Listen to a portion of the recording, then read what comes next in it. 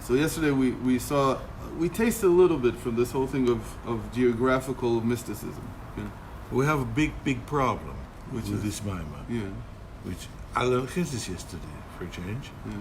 And I opened up Rashi for a change. Yeah. And he says this Tuval Kain and all these other people made all these instruments for Avodah Zarah.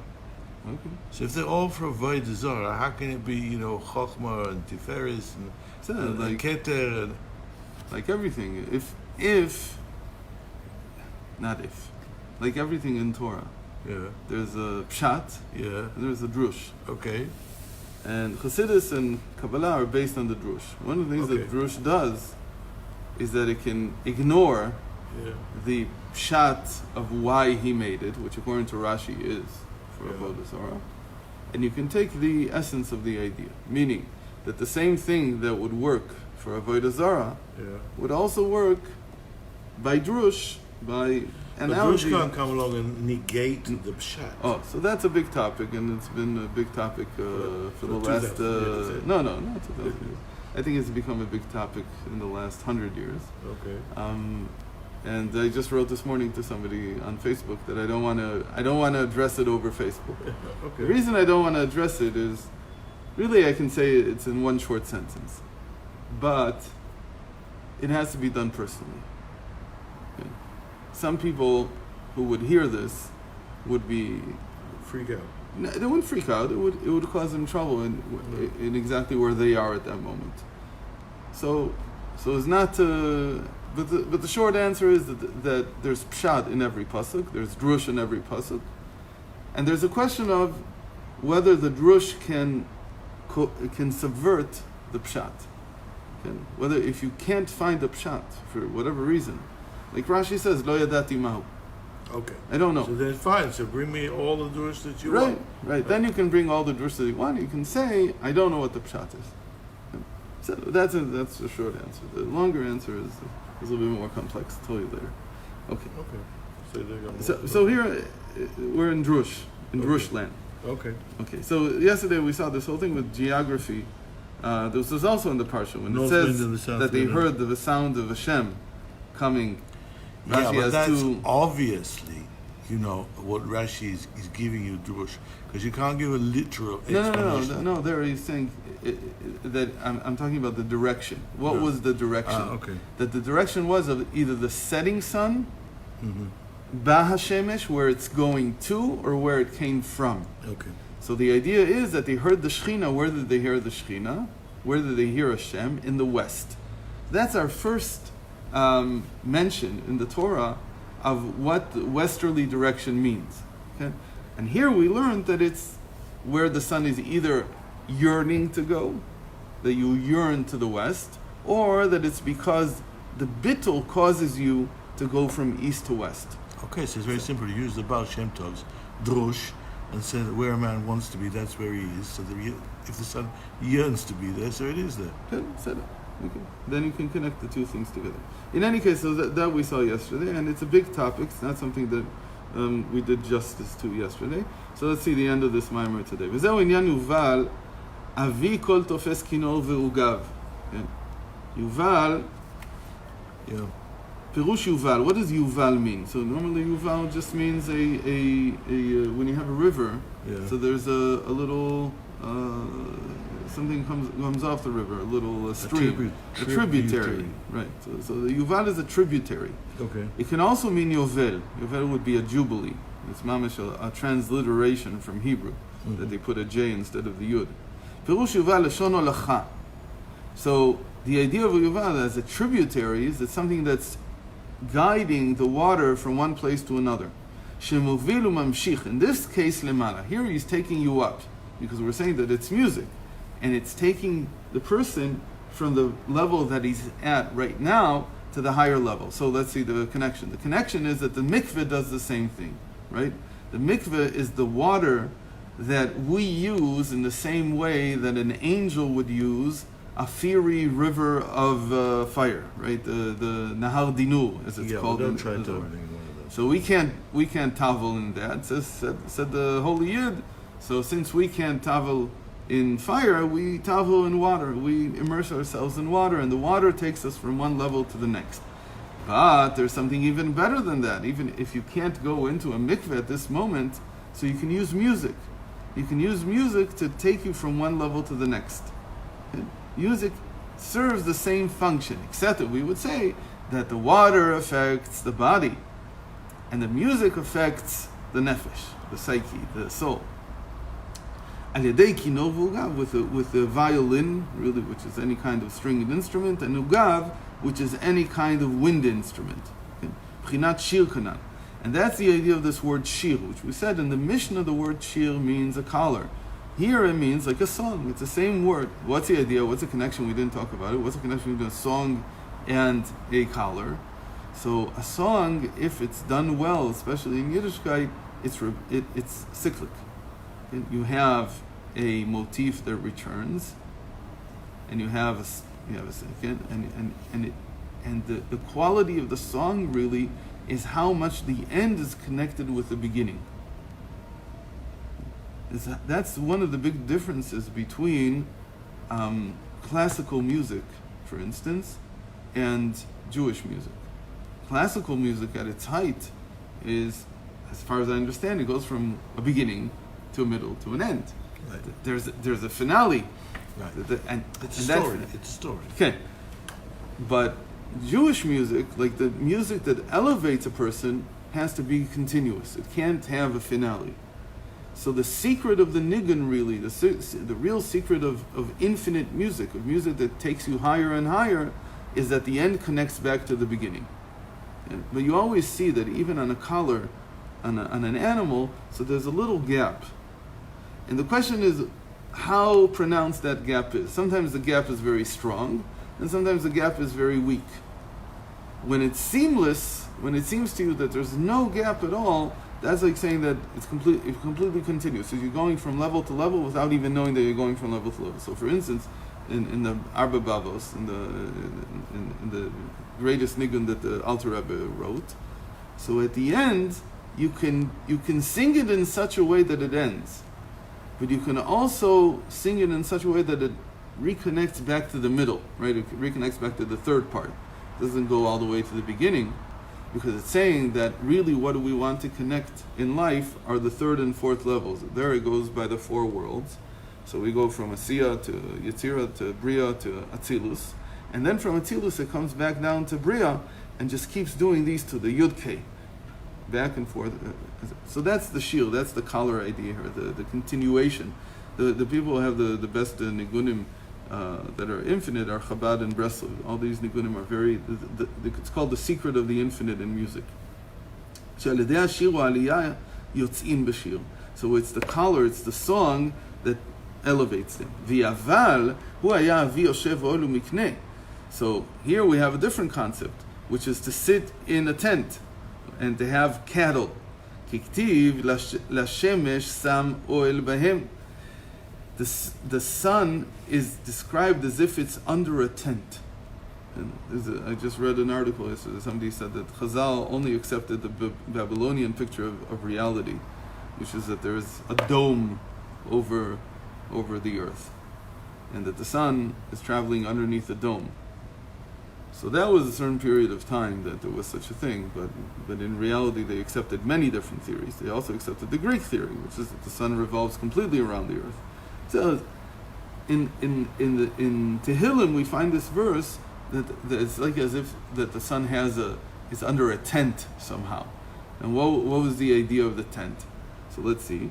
פירוש, כדי שיהיה להשמש בחינה זו, שיהיה לה בחינת ביטול בתשוקה, הוא על ידי אוהל בהם. Why? כי אוהל הוא בבחינת מקיף מלמעלה, נמשך הערה זו שתהיה תמיד בבחינת ביטול. So he says the word ohel means bitul. So how do you get from oil to bitul? That's what I was going to ask you. Okay. So the ohel is the simplest picture of something that has four corners and is a makif. That's how it's different than a globe. We were taught, that's why you talked before about the directions. So when you say L'Shem is sam oil bahim, that the sun is like under a tent, or it is the tent itself even. So from the sun you learn about the four corners of the earth. That's the idea here. And the four corners, they symbolize, especially when you're going from east to west, symbolizes bitul. So what he's saying here is that Yuval worked with song, which is not, we said that it's bitul, but we said it's more the bracha. It's more a blessing, as it were, that it lifts you up with a blessing. And the Ohel, the Yaval here, who created the whole concept of sitting in a tent, symbolically means that he created the sense of being in bitul. That's what that was his creation.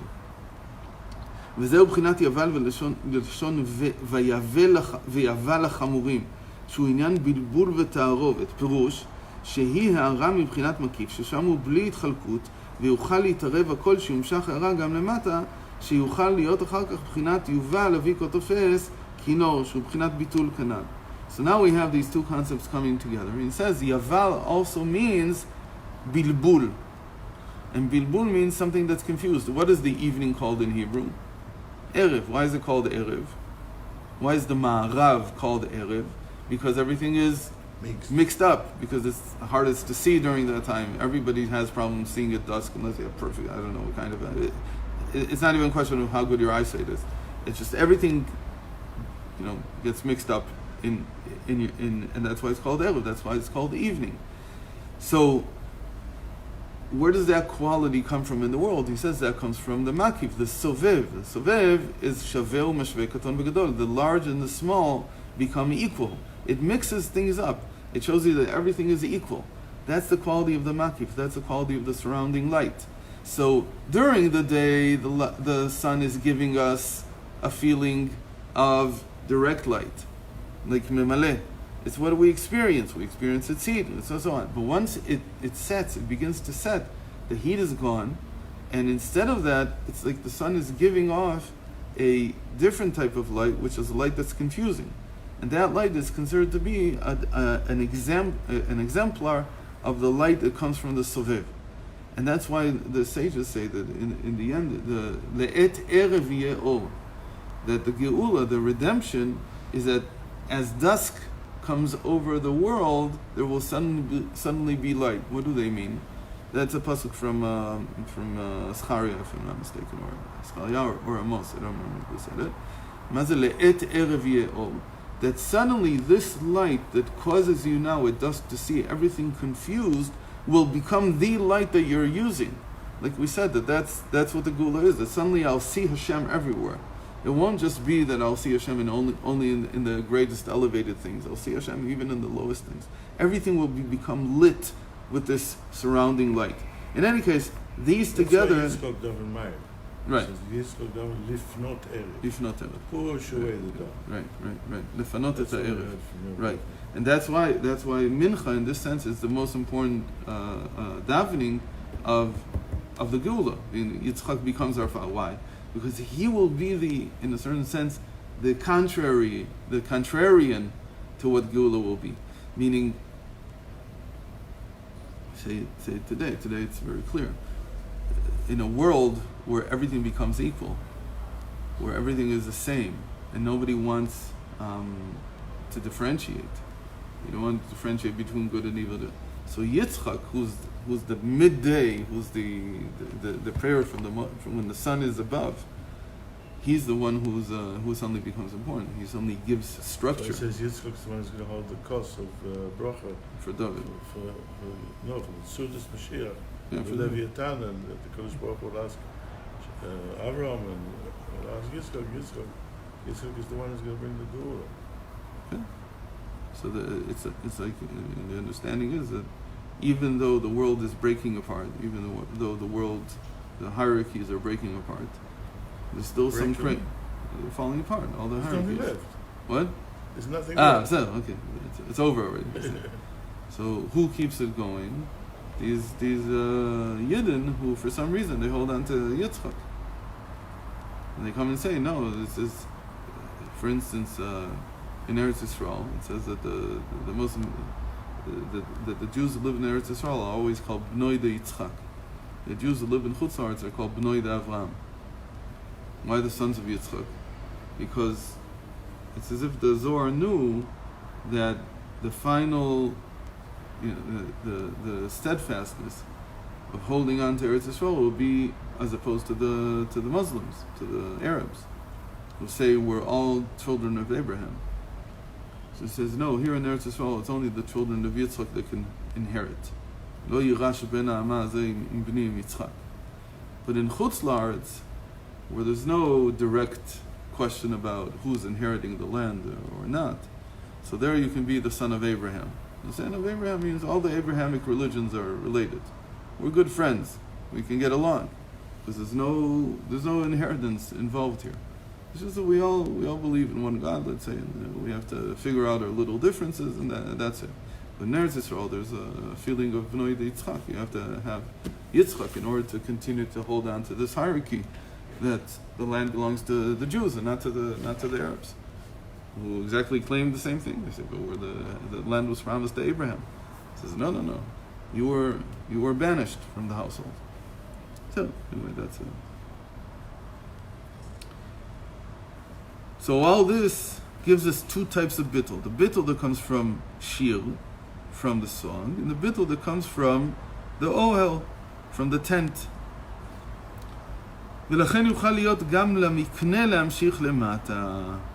כי המקיף אין בו מעלה ומטה כמו שגם מתחת זרועות עולם. That's why he's called the dwellers of tents and cattle.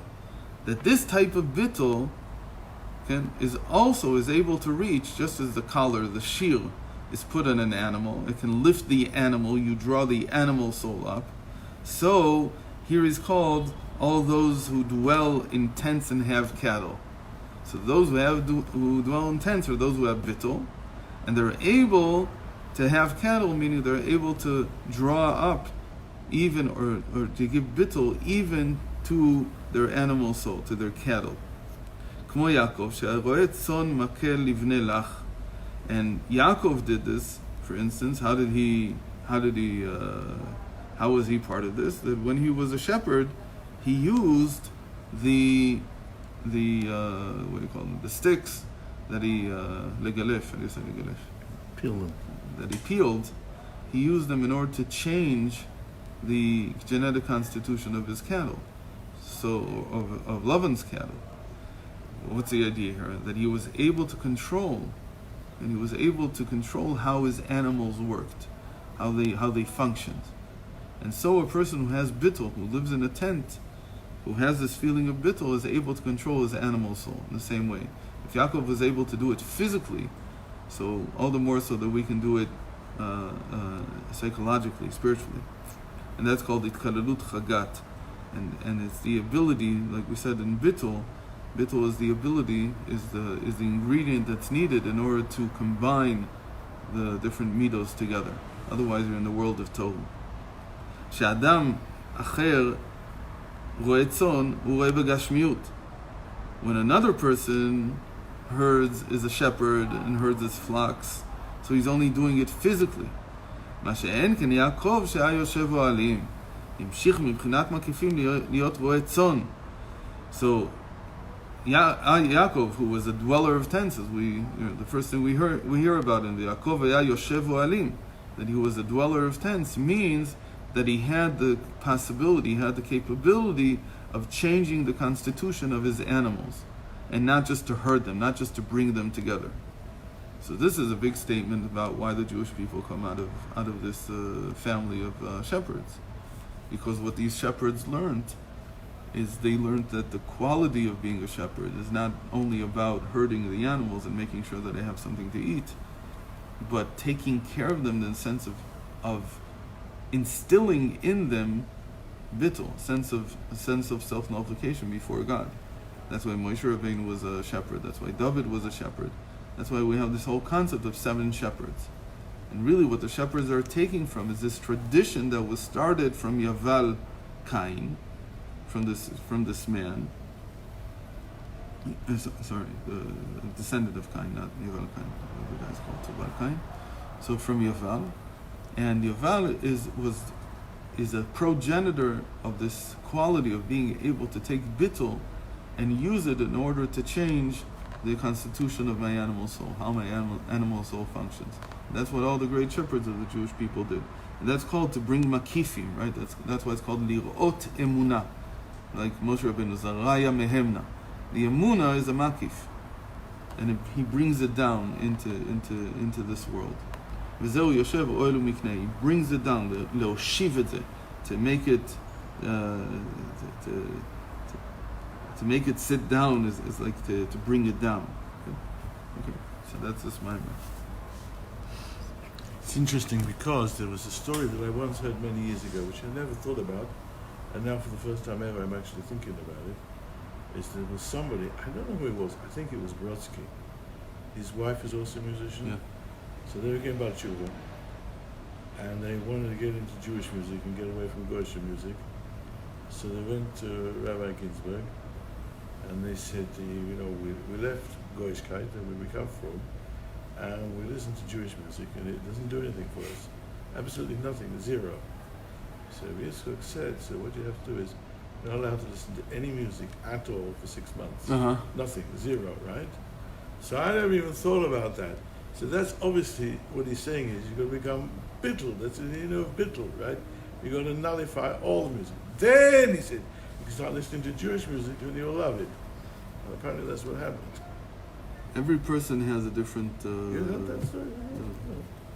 Maybe I heard it once, but I don't remember it. Every person has a different way of doing tshuva. There's tshuva, which is the same for everybody, right, which is do mitzvahs.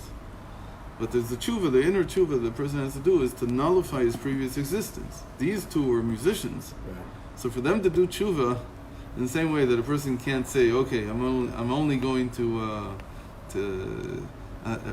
it's like right now I'm eating pork. After that I keep kosher. Then now eating corn. You can't go back and forth. You have to decide you're not eating the treif anymore. It's the end. For them, music was such an important ingredient in their lives as it is now, that they had to do a diet, a strictly kosher diet in music. Right. After they already did the tshuva, so everything looked different. Yaakov Avinu went back to bring the small kalim. So the Rebbe talks about going back to bring the small kalim. You have to bring all the things that you And afterwards, we have to go back and make sure you didn't leave anything behind of value. There's certain things you don't have to bring back. But if it's a kli, if it has any ability to hold godliness, so even after you've done tshuva, you have to go back and take it. Like you did. I did. Tshuva. So, You give me credit maybe where it's not justified. Shabbos, good Shabbos.